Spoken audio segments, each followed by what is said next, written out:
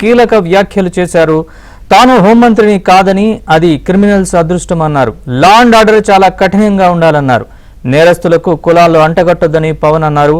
సుగాలి ప్రీతి కేసులో సాక్ష్యాలు ధ్వంసం చేశారని, ఎవిడెన్స్ లేకపోతే ఎవరిని ఏమీ చేయలేమని అన్నారు. డ్రైవర్ని అనంతబాబు చంపి డోర్ డెలివరీ చేస్తే అప్పుడు లేని కులం ఇప్పుడెందుకని ప్రశ్నించారు.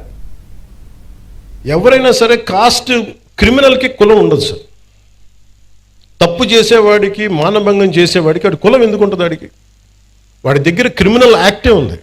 అలాంటి నీచుడికి, అలాంటి నీచుల్ని మనం వెనకేసుకొస్తే that is showing that particular person's nature. Criminal gangs తోటి ప్రభుత్వాల్ని నడుపుదాం, భయభ్రాంతుల్ని చేసి అధికారుల్ని గుప్పిట్లో పెట్టుకుందాం, లేదంటే మా దగ్గర క్రిమినల్ గ్యాంగ్స్ ఉన్నాయి, భవిష్యత్తులో మిమ్మల్ని ఆడుకుంటాం, భయభ్రాంతులను చేస్తే ఇలాంటి ఎందుకు వీళ్ళు తలపైకెక్కి ఆడతారంటే బలం వాళ్ళది కాదు, మనందరి కలెక్టివ్, మన బలహీనత.